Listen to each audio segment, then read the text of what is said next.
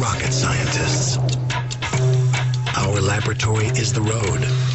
Our mission, to explore the outer limits of power and control, which explains how we dreamt up a 227 horsepower turbocharged boxer engine bolted to a symmetrical all-wheel drive system. We've taken performance to a world it's never been before. The Subaru WRX. We have ignition. The new Subaru. When you hear the word Subaru WRX, three things probably come to mind. One is rallying. Maybe. Two, tuning. Perhaps. But three, and the most important one, vaping. But I like to think about it as a car that helps change the car industry to the way it is now.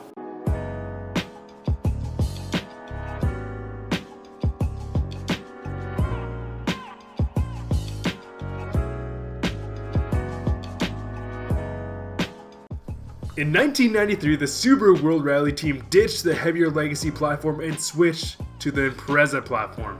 They were sponsored by State Express 555 Tobacco Company, which repped the gold and blue coloring. The gold and blue color scheme would soon become the signature color of every WRX, but we will get to that. Unfortunately not for us North Americans, but the Impreza within the Japanese markets was being sold with an option with a turbocharged engine called the WRX.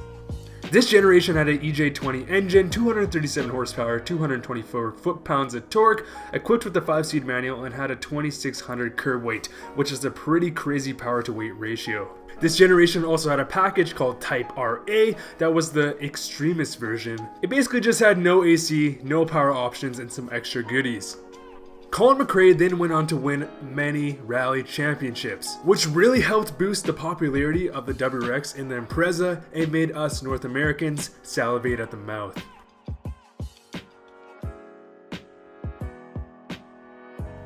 In 1994, they released the first WRX-STI, which had forged pistons, upgraded intercooler, carbon fiber strut towers, and 256 horsepower. This model also sprung the blessed, the amazing Subaru WRX STI 22B. It was made to celebrate Colin McRae's 3 championships as well as the Subaru 40th anniversary. It boasted a range of goodies. It made 276 horsepower, 268 torque, and only reportedly 424 were manufactured. And because of that, they are selling in auction for over $100,000. One car dealership actually has one listed for over $150,000, completely absurd but also really amazing.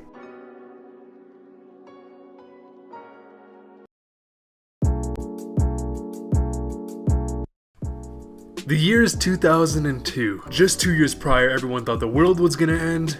MTV had just premiered The Osbournes. Eminem won a rap battle. YouTuber Jacob Sartorius was born. So as you can tell, America, we all needed something to rally behind. Literally. Because in 2002, we in America received our first WRX, which was the Bug-Eye generation. The Bug-Eye WRX made 227 horsepower, 217 foot-pounds of torque. It came with a 5-speed manual and had a curb weight of 3,085 pounds. The thing about the WRX, or just the Bug-Eye in general, is that it outperformed so many cars above or around its own class. With the 0 to 60 of 5.6 seconds, it was outclassing other cars like an Audi S4, Mustang GT, cars that it just shouldn't have been able to outperform for a fraction of the cost. In 2004, Subaru decided to give the WRX a facelift, which is now known as the Blob-Eye. Some of the major differences being the rear taillights, the front bumper, and some interior bits. That is not all though, because the Blob-Eye generation also came with a STI option. The Blob-Eye STI had 300 horsepower, 300 foot-pounds of torque, quite a bit more than obviously just the WRX platform, but it did also have a 3,300 curb weight, which is 200 pounds heavier.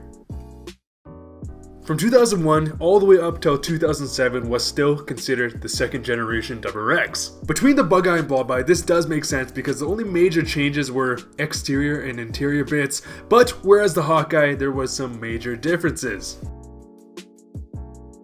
The Hawkeye platform ditched the EJ205 and introduced the EJ255 that ran from 2006 all the way up to 2008. It made 224 horsepower, 226 foot-pounds of torque. It had a 5-speed manual and had a curb weight of 3,192 pounds.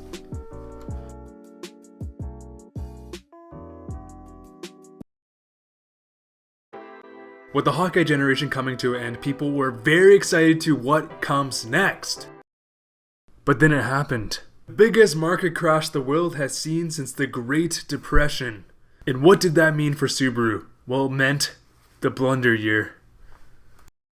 Subaru followed up on the legendary Hawkeye WRX with the Stink Eye WRX. It's not that the 2008 WRX was a bad car by any means, but in terms of Subaru standards and going from the Bug Eye, Blob Eye, Hawkeye and going into this generation, it really shocked a lot of fans. This generation went away from the more car enthusiast focused platform and went more into a car that could do everything. Someone regular would buy this car and still enjoy it, whereas obviously the more niche market, the more of the car enthusiasts would still buy this car and appreciate it. Except, did people enjoy it? No, because the 2008 WRX saw a lot of backlash from the community and forced them to make huge improvements for the 2009 WRX model.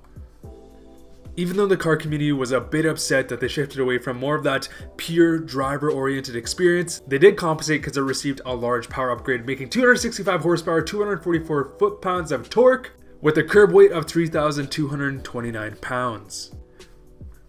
And then in 2012, they did another refresh, and in my opinion, they made it look like more of a car enthusiast car, changing the front bumper, changing up the rear taillights, and adding a way more aggressive stance, starting with the fenders. And the fact that the 2012 model did not receive huge changes really means a lot more than it sounds. The past generation with the Bug Eye, Blob Eye, Hawkeye, Subaru was making huge changes to obviously invoke more sales. Whereas for the Stink Eye generation, longevity was more of their goal and they were way more confident with their platform. And this type of business strategy definitely translated to the newest generation because the newest generation hasn't seen any major change in the 5 years that it's ran. So here we are, the newest generation. It's been a pleasure, ladies and gentlemen. The 2015 WRX ditched the EJ platform and introduced the FA platform. The 2015 WRX put down 268 horsepower, 258 foot-pounds of torque, and had a 3,267 pound curb weight. It is also the first WRX generation to offer a 6-speed manual. So, now that we're 5 years into this generation of the WRX, we can only expect a new one to be coming out just around the corner. It's going to be really interesting to see what they do, especially with the STI, considering, the STI really hasn't changed very much. I mean, the body style, sure, but the platform itself has a lot of longevity, and therefore it really hasn't changed like the WRX platform has changed in the past 2 decades. It'd be really interesting to see if they actually switch over to like the FA platform, and if we see the power numbers go up. I know Subaru really counts on us knowing that we're going to tune our vehicles anyways, which is why they're not too concerned with the actual power numbers, but definitely very interesting to see what they do. There we have it, guys. There is my breakdown on every single WRX generation. So let's get into it. What do I think? Which WRX generation do I like the most? And it's pretty simple, guys, and I'm sure if you watch my channel, you would know that I owned a Blob Eye WRX. A Blob Eye WRX that I loved but also hated with a passion. My Blob Eye WRX, obviously, the engine exploded 100 kilometers after I purchased it. And so I had to go down a big road of rebuilds and just headaches on a limited budget. With that being said, I am in love with kind of the older body styles, the Bug Eye, Blob Eye, and obviously Hawkeye. And so my favorite generation is actually the Hawkeye generation. I think it is the best generation because it still retains, it's more rally, lightweight, pure performance car status. Besides the 2008 WRX, I think it's kind of that blunder year.